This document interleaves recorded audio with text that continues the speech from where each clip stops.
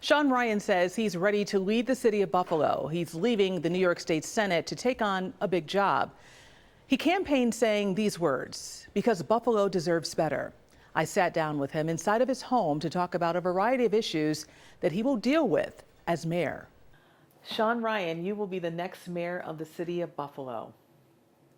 63rd or 64th? That's still to be determined, correct? All I know is I'll be the next mayor of the city of Buffalo. You wanted to do this.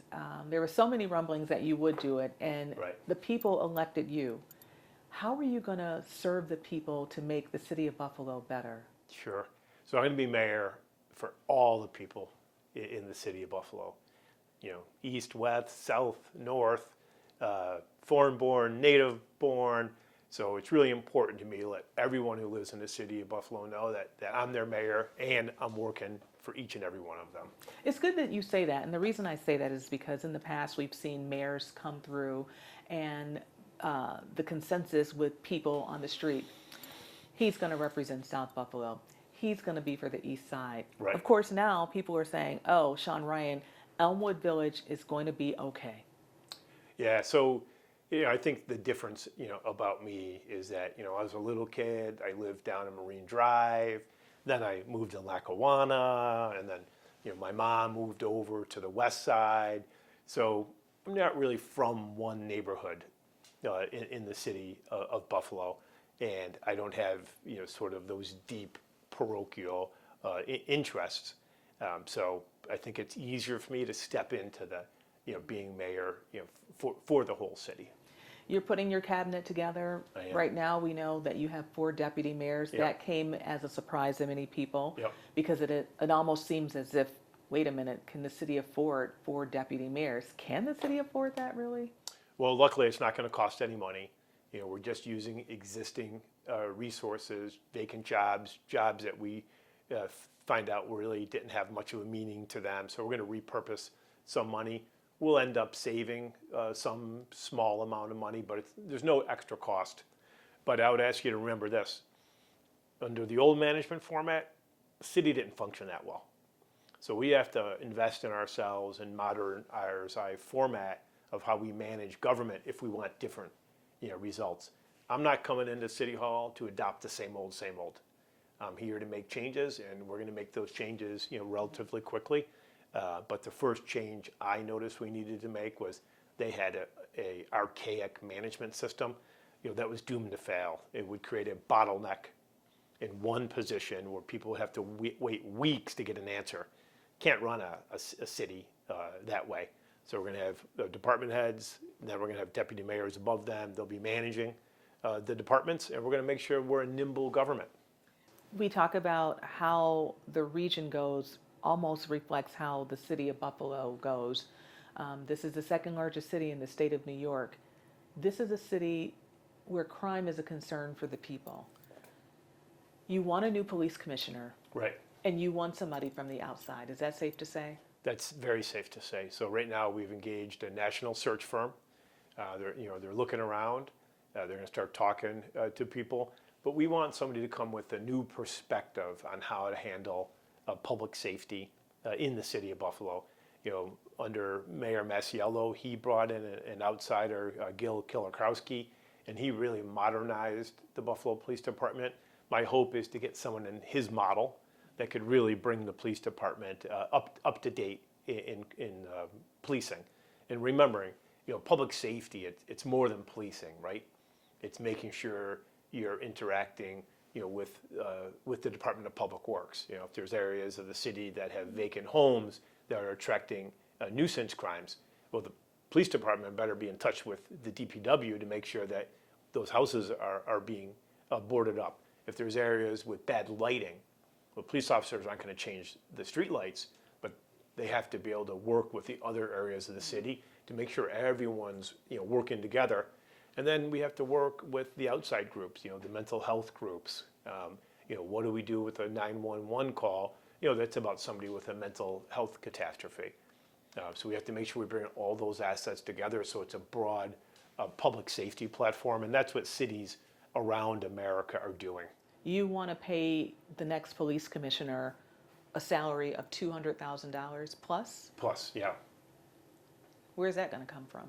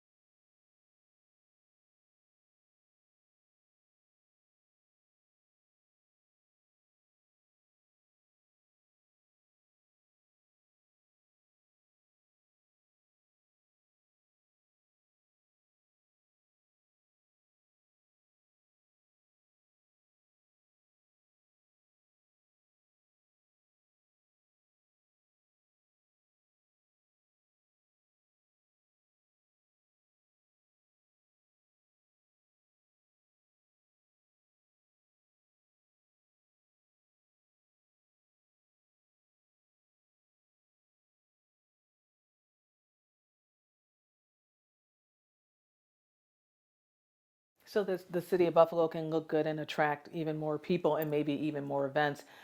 Talking about the city's finances, Swannekamp did say the other day that with the city's funding imbalance, that he's hoping within a couple of cycles to get that corrected. Is that optimistic or overly optimistic? No, we think we can get there in 3 budgets. So we think by the end of the 3rd full budget year, we should be just a balance. Now remember, balance just allows us to maintain the subpar level of services that we're doing now. So once we get to balance, we want to be able to continue to grow to make sure that our pools are open and providing good programming, that our senior centers are open and providing good programming, that our fire engines are up to speed, and that our snowplows work. So we have a lot to do. The city of Buffalo now is sort of like an old house that hasn't been invested in 20 years.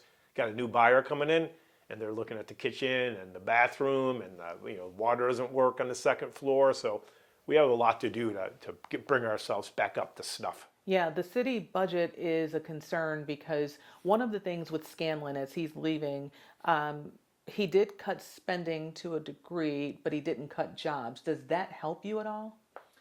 Buffalo has a revenue problem. So for 11 years, Buffalo brought in less revenue than the year before. Every one of those 11 years, expenses went up. Gas goes up, electric goes up, cost of insurance goes up. So every year that gap kept getting bigger and bigger. So, modest cuts in spending, that's not going to help the city get back on its feet. We got to figure out our revenue. We got to figure out how to make sure people are paying their water bills. We only collect 7% of our own outstanding fines and fees. So we need to really fix all the departments that have had anything to do with revenue and drill down into why aren't they collecting the parking fees? When a landlord is hit, with fines for bad conditions, why aren't that money, being collected? Why is it that some bigger corporations haven't paid their water bill in a few years? So that's the kind of stuff we need to do to bring our revenue in, but it's really just getting your house in order. More of my conversation with Sean Ryan right after this break. The city of Buffalo for so long did not raise taxes, and so for residents living in the city, they felt good, things are good. Our taxes are not going up. Was that a mistake for so many years to not raise taxes? Because look at the city's finances now. Yeah, it was a brutal mistake. So, the years of the 11 years of less revenues, 3 of those years, tax cuts, your cell phone bill went up, your cable bill went up, your gas bill went up. The city's not immune to those laws of finances. So at the same time, your taxes weren't going up, your services went down. Your streets weren't being plowed, the potholes weren't being fixed. Stopped opening pools. I mean, the list goes on and on of the things we used to have in Buffalo, but we don't. And part of the reason we don't have them anymore is because year after year, they just disinvested in the city, spent down a reserve account, and they weren't saving any money. Like, that's the thing. They just, by reducing the revenues, they just kept dipping into the savings account to pay Or for it. depending on one-shot revenues? It's the one-shots, the savings account, and outside money. So that kept the city going. But we went from having a very big, healthy reserve fund to every year chipping away at it. It's like if you cut your hours from 40 hours to 30 hours, but maintain the same lifestyle, but it's because you're taking out of your savings account. Well, now your savings account is dry, and you haven't paid your bills in 3 months. So you got to get some revenue coming in. So does that mean you'll raise taxes? Taxes are going to go up in the city of Buffalo. If anyone told you that's not going to happen, they're lying. But throughout the campaign, every single candidate said, we're going to have to raise taxes. How much do you think? Got to figure it out. We got to figure out how much the deficit is. So I'm coming in to an existing budget that's going to be in place until May 31st. I know right now there's not enough money to finish this year. So we're going to have to figure out, how do we get the money to finish this year? There's no more money in the reserve account. Even if they sell the parking lots, or even if we sell the parking lots, there's still not enough money to close out the year. So we're in dire financial situation, and you can see the level of services we're providing. We're not going to cut snow plowing. We're already due subpar services in that. We can't cut garbage. So we're at the point now where it's the revenue problem. And if you look at the city, and I've looked at this hiring over the last 7 or 8 years, flat, up and down by 200 in the 3,500 person workforce. So there has been no big growth in the city workforce, and it's been a slow clip away. If you raise taxes, and even if you raise fees, for those families who are already struggling, maybe making $40,000 a year, are you taxing them out if they're already struggling? How are they going to be able to afford to stay in the city of Buffalo? I mean, it's the same question that families have to answer when their cell phone bill goes up, when their cable bill goes up, when their heating bills go up. So, we all want a better city of Buffalo, and raises, no matter what kind of raises happen, they're not going to be exorbitant. It'll be like your cable bill going up, so it's not exorbitant, but that's what you need to keep the city stable. Because I heard all throughout the campaign trail, I'll pay more taxes, but you better give me better services. So that'll be incumbent on me to show that we're worth more revenue, that we can actually demonstrate that we're serving the people of city of Buffalo better. Because people often talk about how, well, they have to go to Cheektowaga to have their kid do this activity, or they need to go to Kenmore to play softball, or to do indoor track practices. Kids in the city of Buffalo don't have access to any of those things. So the idea of, well, let's lower our revenues for 10 years, but you're stripping away all the things that make the city a good place to live. The summer programs, the youth basketball leagues, the youth baseball leagues, they've all been dissipated. So people want that. Like, they'll say, I'll pay more taxes, but you better open my pool, and it better be run well. Or I'll pay more taxes, but you better cut all the vacant lots. So, I think it's a false choice to say, taxes, are bad. Taxes are what support us, in our city, in our quality of life. And I don't think anyone can argue that the services in Buffalo are better than any of our neighboring municipalities. Development, downtown Buffalo, we're now seeing that the theater is going to close. That's not good. Main Street is Main Street, but it's not Main Street of yesterday. What do you do to attract more businesses downtown? I think about that. You have the NCAA's coming. People are going to be looking for hotels. You got the Buffalo Grand Hotels sitting there. What do you plan on doing about that? Because that's now going to fall on your lap. Yeah. And also development in downtown. So I'm going to inherit a lot of problems, for the last, I don't know how many years in Buffalo, the idea was to bury your head and ignore big problems, right? That's how we got into this financial mess. That's how we got into, a third of the snowplows don't work on any given day. The M&A's building was allowed year after year to slowly, decay. The Buffalo Grand, same thing. Oh, it's another problem, another year, another year. So you can't let those problems fester. So I'm not going to let any of those types of problems fester, but I will have to clean up the old messes. Buffalo Grand, what do you want to do? Got to bring the owner in. You got to talk to him. You got to get a real reality base of what's going to happen. But you may wonder, well, what do we need the Buffalo Grand for? We need it because it contributes to our hotel base. So you can't get people coming to conventions if you don't have enough hotel rooms. When the NCAAs come to town, part of the reason you want that is because you're going to fill your hotel rooms. But if a big block of our hotel rooms are just offline, that's not good for our tourist economy. So either the Buffalo Grand is going to get back on its feet, or we're going to have to work to bring in a whole brand new hotel into Buffalo. We need to grow our hotels, but this is the idea. We just can't allow things to fester. So you talk about Main Street. Does that upset you when you go down Main Street, either on the train or walk it or ride it where you can drive? Yeah, it's upsetting because you just think, where was the creativity? Where was the spark? Where was the energy?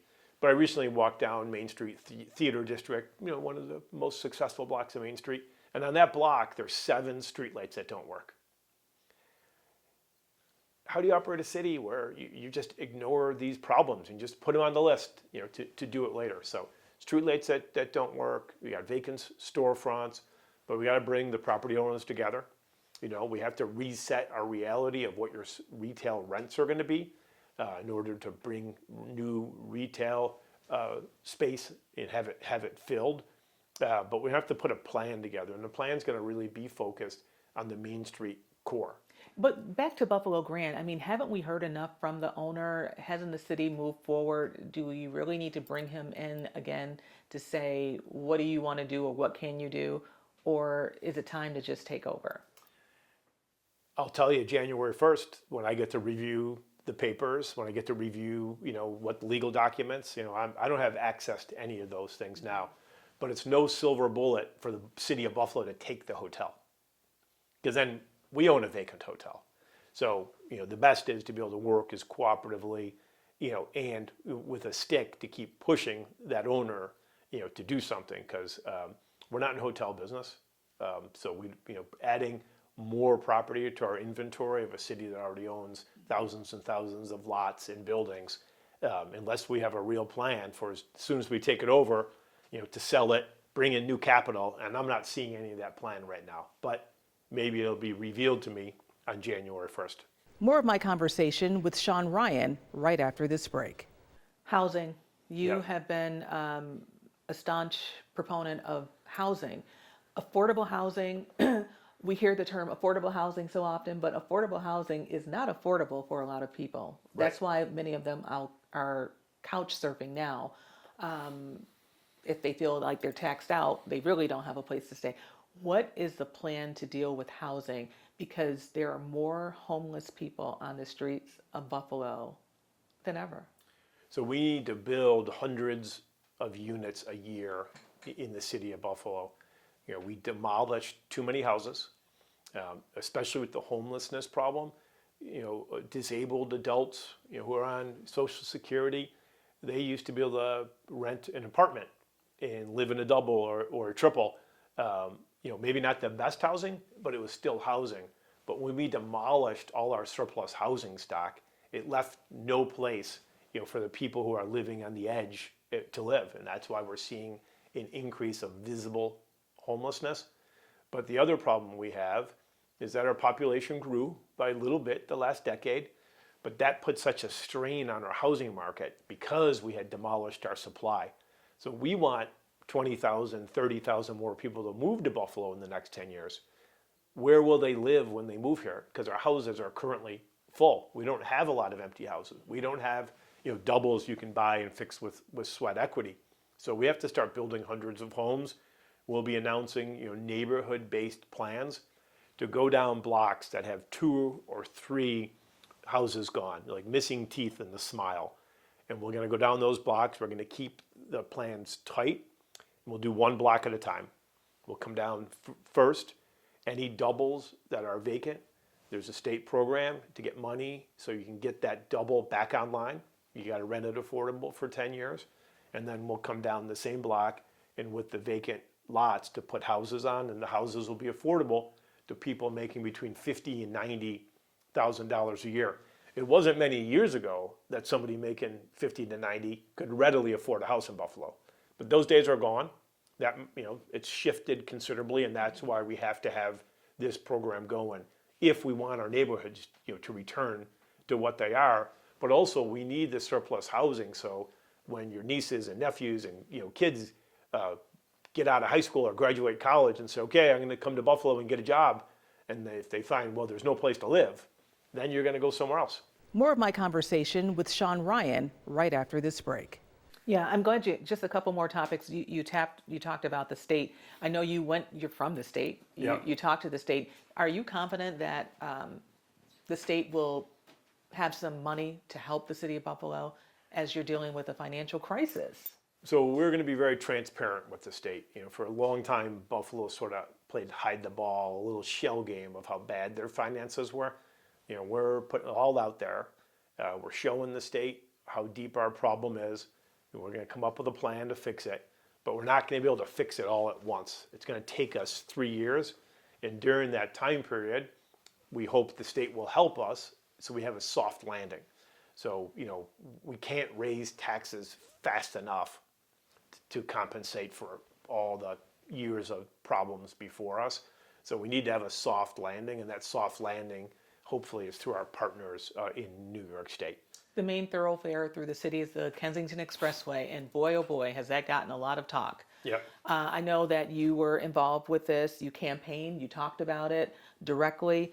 What will be your involvement as mayor? Or will you just let the DOT handle it?